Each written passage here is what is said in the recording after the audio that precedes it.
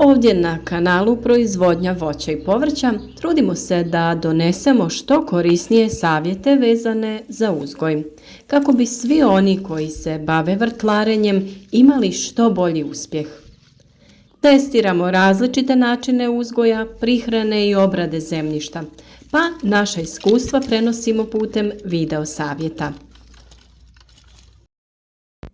Urbano baštovanstvo postaje sve popularnije širom svijeta, a uzgoj povrća u vrećama je jedan od kreativnih načina da iskoristite malo prostora i uzgojite ukusnu i zdravu hranu.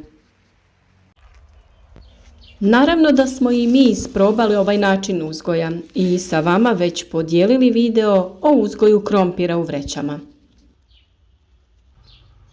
Sada je na red došla i mrkva. Ostanite s nama i pogledajte kako i vi možete u malom prostoru uzgojiti mrkvu koja će biti krupna, pravilnog oblika i prije svega ukusna. Mrkva sa svojim korijenastim karakterom može uspješno da se uzgaja u vrtnom tlu, ali je za to potrebna rahla zemlja i određeni poslovi kako bi uzgoj bio uspješan. Važno je održavati prozračnost tla, razbijati redovno pokoricu i prorijediti nasad kako bi na kraju imali kvalitetnu berbu. O uzgoju mrkve smo već govorili, imate sve potrebne savjete, a prije koji dan smo objavili i video o zimskom načinu uzgoja mrkve. Ukoliko želite redovno pratiti naše savjete, postanite dio naše zajednice, zapratite naš kanal kako ne bi propustili ni jedan koristan savjet. Sa druge strane, uzgoj u vrećama postaje sve popularniji, omogućava veću fleksibilnost i pristup svježim domaćim namirnicama bez potrebe za velikim vrtom. U nastavku ovog videa ćemo otkriti korake za uspješno uzgajanje mrkve u vrećama. Prvi korak u ovom projektu je izbor odgovarajućih vreća. Vreće treba da budu duboke i široke, kako bi pružile dovoljno prostora za razvoj mrkvi. Najbolje su vreće za krompir koje smo i mi koristili, ili specijalizirane vreće za uzgoj povrća te one za uzgoj borovnica. Na tržištu postoje vreće specijalizirane za takvu sadnju, no možete iskoristiti i bilo koje stare vreće ili velike vreće za kupovinu. Priprema supstrata je također važan korak. Važno je obezbijediti kvalitetan supstrat za vaše mrkve. Mi smo koristili mješavinu zemlje za uzgoj povrća ili cvijeća jer je ta zemlja rahla, zadržava vlagu bolje od obične zemlje. Supstrat treba da bude dobro dreniran kako bi se izbjegla stagnacija vode, što može negativno utjecati na korijenasto povrće. U ovu zemlju možete dodati i glistinac. O tome smo govorili u posebnom videu, a radi se naime o prerađenom sagorjelom stajnjaku koji su preradile kalifornijske gliste. On na kraju izgleda kao humus ili kupovna zemlja i idealan je za uzgoj povrća.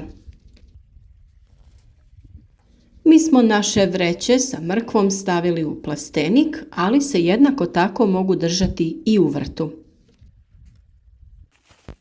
Vrlo je važno da održavate vlažnost zemlje u vreći kako bi mrkva dobro napredovala. To možete osigurati dodajući perlit u zemlju. On je prirodni materijal koji u sebe sprema vodu i po potrebi ju otpušta nazad u tlo. Možete ga kupiti u bilo kojoj trgovini koja ima opremu za vrtlarstvo. A na tom istom mjestu možete kupiti i peletirano gnojivo koje možete koristiti ukoliko nemate glistinac ili neko drugo prirodno hranjivo. Ovo hranjivo možete dodati kada vreću popunite na 1/3 ili pola količine zemlje, tada ga stavite i ono će se s vremenom rastapati tokom zalijevanja i biti korisno kada mrkvi to bude najpotrebnije. Izbor sorte mrkve je sljedeći važan korak. Različite sorte mrkve se razlikuju u veličini i vremenu dozrijevanja. Izaberite sortu koja odgovara vašim potrebama i uslovima. Naravno, tu se misli na doba godine u kojem se mrkva uzgaja i uslovima poput temperature i količine svjetlosti. Sjetva sjemena je naredni korak. Posijte sjeme mrkve ravnomjerno po površini supstrata u vreći. Zadržite razmak između sjemena kako biste omogućili da korijenje ima dovoljno prostora za rast. Nakon toga najjednostavnije je da to sjeme prekrijete tankim slojem supstrata. Zalijevanje i održavanje su također vrlo važni. Održavanje pravilnog nivoa vlažnosti je ključno za uspješan uzgoj. Redovno zalijevanje održava supstrat vlažnim, ali ne i preplavljenim. Također, koristite organsko hranjivo kako biste obezbijedili potrebne hranjive materije za rast. Glistinac je za početak sasvim dovoljan, a kada krene razvoj plodova, to jest korijena, možete koristiti neka vodotopiva hranjiva ili pepeo nastao sagorijevanjem drveta. O svim tim temama se svakako možete informirati na našem kanalu. Svjetlost i temperatura su sljedeći važni faktori. Mrkve vole sunčevu svjetlost, pa je važno postaviti vreće na mjesto gdje će biljke imati najmanje 6 sati sunčeve svjetlosti dnevno. Pratite temperaturu jer mrkve najbolje uspijevaju u temperaturi između 15 i 20 stepeni Celzijusa. Prorjeđivanje nasada je vrlo važno ukoliko želite imati pravilno oblikovane korijene mrkve. Ukoliko niste imali strpljenja ili vremena da sjeme sijete na pravi razmak, tada mrkvu ne štedite, nego ju prorijedite kako bi korist bila višestruka.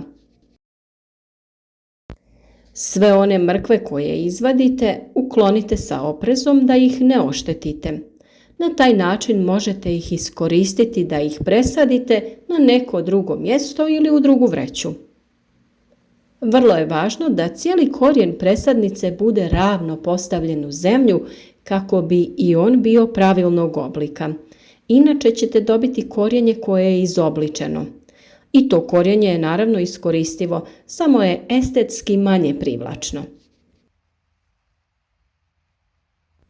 Pratite svoje biljke redovno kako biste uočili i riješili potencijalne probleme kao što su štetočina ili oboljenja. Rano otkrivanje problema može vam pomoći da spriječite ozbiljne štete na nasadu. Zavisno o sorti koju ste odabrali, mrkve su obično spremne za berbu nakon 60 do 80 dana. Pazite da ne oštetite korijen dok ih izvlačite iz vreće. Ali s obzirom da je zemlja vrlo rahla, mislim da nećete imati problema. Ukoliko bude malo teže za izvlačenje, možete da zalijete mrkvu prije vađenja iz vreće. Vaše vreće mogu imati dno kako bi se lako premještale ukoliko se za to ukaže potreba, ali to i nije neophodno ukoliko će imati stalno mjesto. Mrkvu možete po potrebi vaditi i konzumirati, dok ostale ostavljate u zemlji. Vreće bez dna ćete lako skinuti i imati pristup ukoliko ćete svu berbu obaviti u isto vrijeme. Nas je svakako ovaj način uzgoja iznenadio, ali i oduševio. Oko nasada nema previše posla, kao što je slučaj kod mrkve koja se uzgaja u tlu. Eventualno prorjeđivanje i redovno zalijevanje su ključni. Mislim da se iz ovih prikazanih kadrova vidi kako je ovaj eksperiment bio uspješan i vjerujem da će nam to preći u redovnu praksu.